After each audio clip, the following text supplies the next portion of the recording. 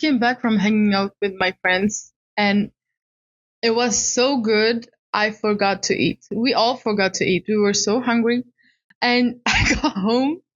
I think I was about to faint, but it's okay because now I ate. I sat for 30 minutes because I couldn't stand up anymore. But I'm good now. I'm good. Okay. Thank you for asking. I'm good. Today's subject: sourdough starters. I don't know if you see the TikToks of people like making sourdough starters. That shit scares me. Sourdough star sourdough starters scares me. I said it. It's on the internet now. It's because what do you mean you gotta feed it? And it looks live. You feed it.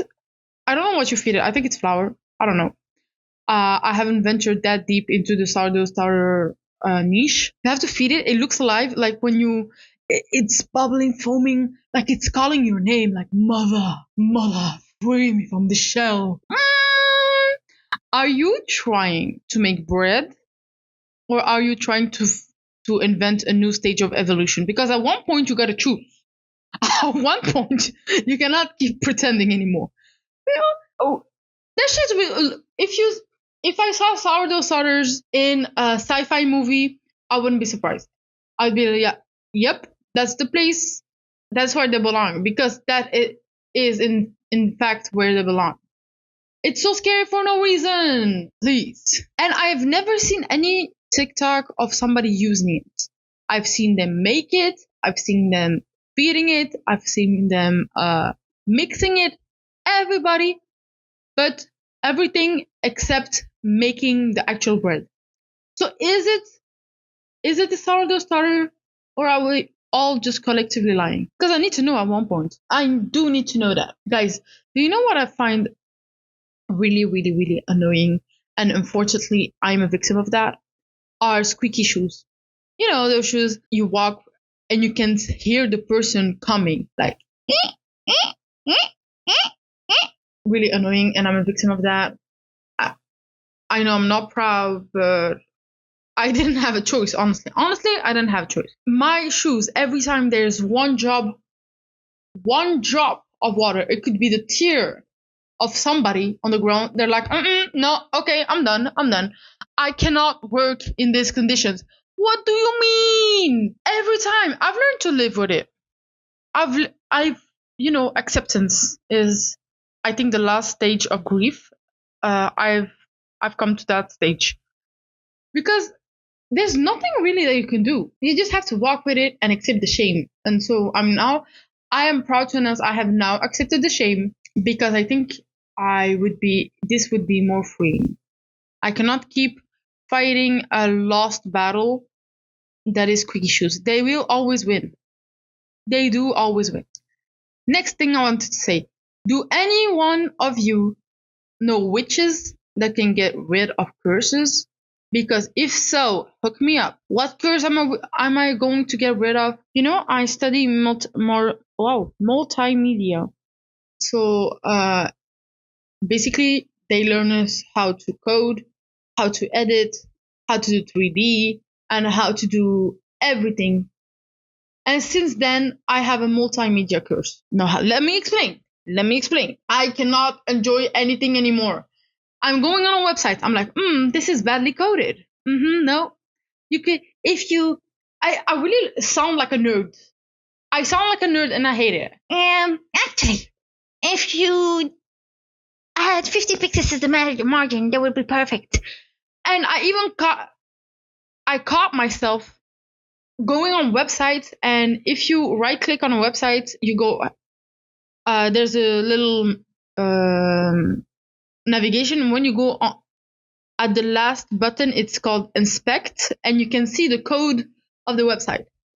I even caught myself doing that sometimes. And really, it's not that serious. You don't need to see the code of a website, because sometimes a website is so badly coded. I'm like, there ain't no way they paid you to do that. Otherwise, if they paid you to do that, props to you. You got easy money. Honestly, I cannot blame you for that. If you scammed a bunch of people, honestly, it's on you. You did what you had to do, and now you're a bit richer. But I have that with websites, but I also have that with movies, TV shows, animation, everything. Because now I learned to do animation, I learned to do video editing. So I was watching that, and at one point they decided to teach me sound design. Like at what point do you have to put the sound louder? How do you make a scene more impactful with sound? And now it added another layer to my curse. I went to see Smile 2 at the movie theaters. When I tell you I had the biggest jump scares, because Smile 2, it's a scary movie. I think everybody knows that. I saw the one. I think that the second one is better for me. I just loved how they showed like the pop star aspect and everything. But I went to see it, and I was so deep in thought. Like I was thinking so much during the movie, because I'm like, Yes, and here they cut it. Yeah, and they cut this scene to go to the other scene to show the impact, and the composition lets you think about what is happening. And now the sound is getting lower to make you think about what's going to happen. and I had a million thoughts like that in my head, and I also learned like stage design, how to work with lighting. And when there was like a scene where she's on concert, I was thinking about the editing of the actual movie, and I was thinking about the production of the concert in the movie. So I was having so much thought at the same time, and I knew there was going to be a jump scare, because it's obvious. They lower the sound, they do everything to let you know that there's going to be a jump scare. So I knew everything, but I was so deep in thoughts. I was having the biggest jump scares of the whole world. The biggest jump, because it just cut me off. I'm thinking so fast, and then something cuts me off in my train of thoughts. I was literally the whole theater, the whole room is quiet, and then you hear me in the back of the room. I was having so much jump scares, so much. Yeah, I can't believe it, honestly, what this school has done to me. Because I was a happy girl before doing all this, and some would even argue I didn't need to do all this. But now I have a curse that I cannot get rid of, and this is the life I have to choose. So, if you know anybody that knows how to get rid of a curse, preferably a witch, that could be helpful. Can you send me, I don't know, their email, their Snapchat, their Instagram, anything in the comments? Yeah. At this moment, I'll try anything. I just want to enjoy something. I just want to enjoy it. And it's worse with Arcane. Oh my god! Because I see the 3D art, and I see how they incorporated 2D elements, and how they make it choppy sometimes, and how the animation style changes, and how I just want to enjoy something. I think that's all I want. Then I could be happy again, and I could know peace. You gotta do what you gotta do for school. Anyways, if you want to study something, just think about the consequences. That's all I have to say. At this point of my life, I have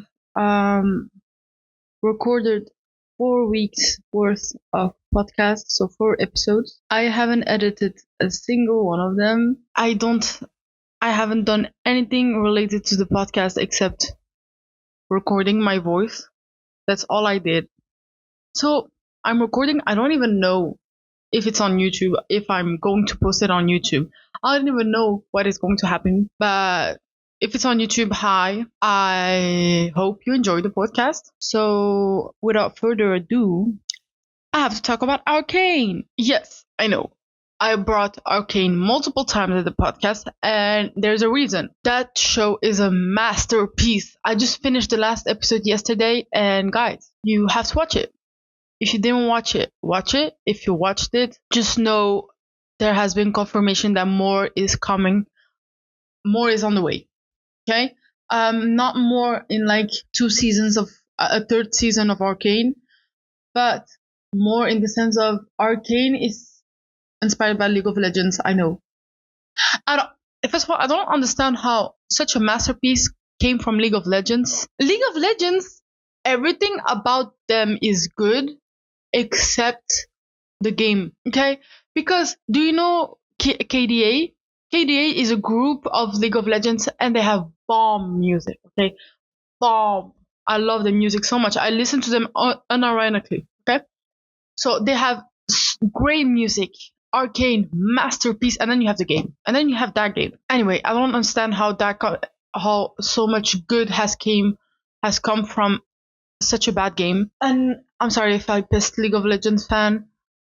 It's just I have personally never played League of Legends, but I have seen the effects that it can do to a man. I don't want it. I don't want it. You know when somebody started playing League of Legends, their life changes for the worse. So just don't even try that. What was I talking about? Yeah, Kitty is incredible. Arcane, yeah. So it's about the TV show, about the game League of Legends, and League of Legends has multiple regions, and Arcane was set in one region, so Piltover and Zon. But there are 3 more regions that want to do a TV show about. So other characters, other story. But I think I'm really excited about this one. There's one TV show that's already been in production since 1 year. So I have really high hope for this. So everybody go watch Arcane right now. It's incredible. You'll never find something that good. It's just so good. And I cannot say anything more because I don't want to spoil it for you. So just watch it. Moving on, I have kind of sensory issues. So I don't like it when my clothes are too tight. Like my clothes, the neckline cannot be on my neck. It has to be lower because then I will rip my clothing piece. Okay, so I have sensory issues, and one thing that really I think if you were to make a movie about my life and you wanted a nemesis, you could use that. Are fruit pieces in yogurt. You never know when there's like fruit pieces in the yogurt. You buy the yogurt, it says fruit yogurt. They don't tell you if it's mixed.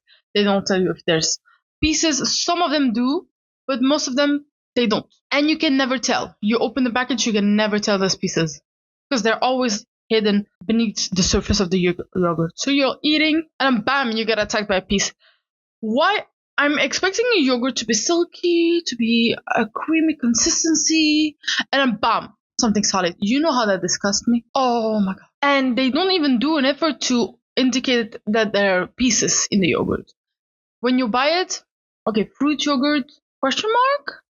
Like, is there pieces? Are there not? You have to guess it. Why would you do that? Why would you do that? Why would you? Oops. My microphone just fell. I also wanted to talk about French people. French people, every time there's a piece of media or anything that you didn't know was French, but it's French, you better believe it. Every time. There's a TikTok about that, about something, and they're like, oh, for example, back to Arcane, but I mean, what can I say? It's a masterpiece. Arcane is animated by a French studio that's called Studio Fortiche. And there was a documentary on TikTok that was like, yeah, it's made in France, in Paris. And best believe it, every time there's something French that we didn't know was French, you always have someone in the comments. And it's always the first comment. Vous aimez? C'est français. For the translation, you like it? Well, it's French. Always. Please. Why would you do that? Every damn time. They don't miss. Every time. Vous aimez? C'est français. Et vous aimez? C'est français. And, they're like bragging about it. You don't need to brag about it. You don't need it. Most of the world already hates you, so don't be doing stupid stuff like that. Because when there's a Dutch product or a Belgian product or anything, you don't see Belgian people be like, "You like it? Well, it's Belgian." Because we are humble. We are humble, stand our grounds. Um, you know, we do our work in the shadows. Not like French people. And I have a love-hate relationship with French people because they can be good and they can be bad. You never know with them. Like French YouTubers, incredible. I love French YouTubers. I watch every video that comes out. Incredible. And then you have French politicians. And then even the French YouTubers, they're not all good. But like, it's the yin and yang. They have good and bad things and you never know with them. So go watch Arcane. Even though it's animated by a French studio. And by the way, if somebody from the studio is listening, props to you. Really. I love your work. I also saw that you animated the KDA clips. Incredible. If you ever just know if you what am I trying to say? I guess I just want to say I'm a fan. I'm a fan of the work. Thank you.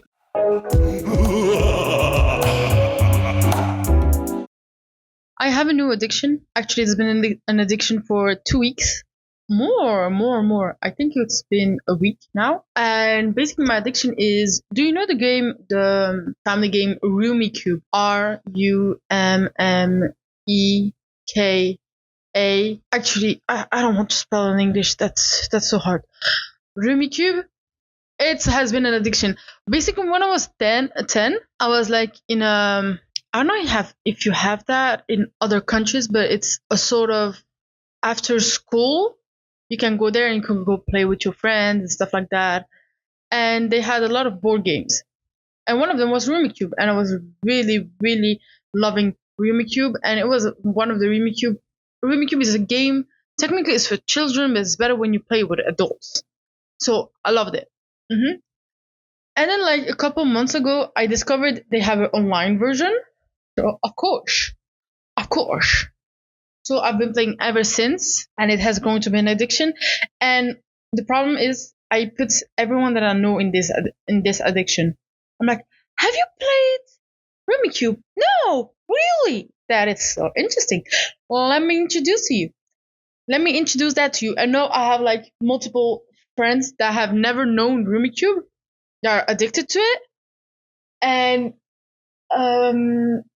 basically at one point I was like, guys, you know what? We can go to the library. They have Rummikub there and we can play there. And they were shocked. They were like, Rummikub is a board game? I was like, what did you think it was? What did you think it was? And now that I put myself in their stand, it's kind of obvious that they didn't know it was a board game. Because I knew I grew up with it. But they wouldn't know. How would they know? So basically, guys, it's free. It's online. Rummikub, go play it. It's so incredible. So yeah, I have been addicted to it. What I also wanted to talk about was for everyone that has their driving license or not, I don't want to exclude anyone. There's one thing that scares me, and it has never happened to me, but it really scares me. It's when there's a police or ambulance behind you. Because you have to give up the way so that they can pass and go save lives. And that scares me. That scares me so much. I would be like pissing my pants if I saw a police car behind me. Like just a police car, okay, but if they had the sirens, that means I have to go somewhere and they have to be quick. Oh, pissing my pants. Mom, there's a police car behind me. And I'm driving and I don't know where to go. That would be my reaction, except I'm not on the phone because I'm too stressed because there's a police car behind me. I'm just like panicking alone in a car. Yeah, but it is stressful.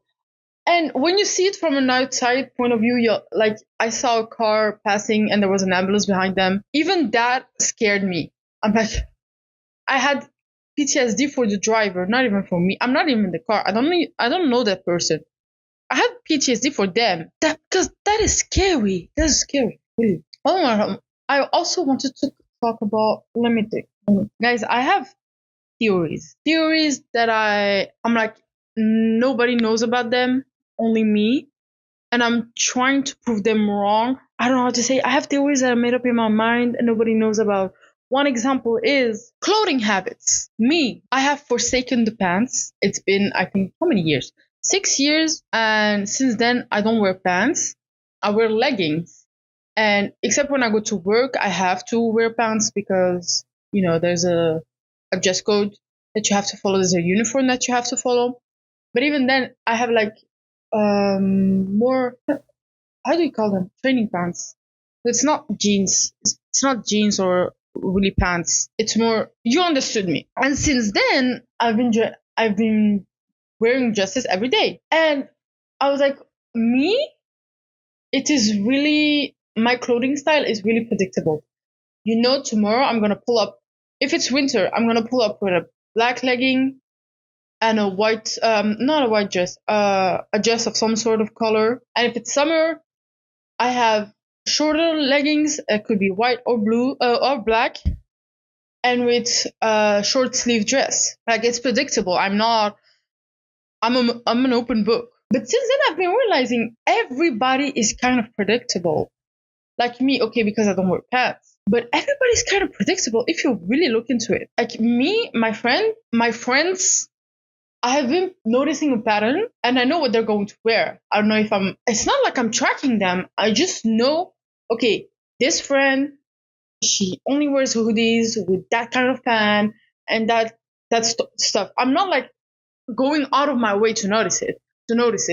I just know because I'm observant, And when I started applying that theory to everyone I saw, kind of checks out. Even like the people on TikTok that dress really extravagant and they seem to never dress the same way. They all have some kind of pattern. If you really pay close attention, you can see it. I don't know if you know that man. There's a man on TikTok and he dresses for imaginary situation. Not imaginary situation, but like one theory that he did was dressing up as fonts. Letter fonts, And since then, for example, I noticed he loves wearing jackets, but those long jackets that don't have a cape, those classy jackets. I noticed he loves wearing it, and he has like multiple colors, multiple cuts, but it's still a jacket. And typically in every one of his outfits, he always has a jacket. So that is the pattern that I noticed. But now that I've told you that theory and you're going to pay attention to it, you're really going to notice it. And I have like multiple theories like that I'm trying to disprove. Not disprove, but like if I cannot prove that it's wrong, surely it means that it's right. I'm no scientist. This is all happening in my head. But this is kind of what I know. And yeah, I know my theory, there are exceptions. Sometimes my friend, who usually wears a hoodie, will pull up in, I don't know, a dress. But it's, in French, we have a saying that goes, it's the exception that confirms the rule, if that makes sense. So yeah, go around and observe your friends or TikTok person or anyone you want. Observe their clothing habit and report back to me. But I want you to be really objective. And even on yourself. You're not trying to prove anything, okay? I don't know you. Just tell me if you notice that it's true or not. That's all I'm asking. It's just, I want to collect data. I don't want to collect data. I'm just going to see your comments and I'm going to form an objective. It's not like I'm going to be making statistics because why would you? I just want to know. I want to form a more accurate opinion of my theory. That's it. That's the story we're going to roll with. Okay? Today was Friday. It's the last podcast of this week. So I hope you enjoyed it. You might have noticed that I'm not doing every day because I've been too busy. But the moments that I do record, I record longer. So instead of doing like 3 or 6 minutes, I do 10 minutes at once. So that you still keep the same amount, but I record less because I don't have that much time anymore. But I hope you enjoyed it.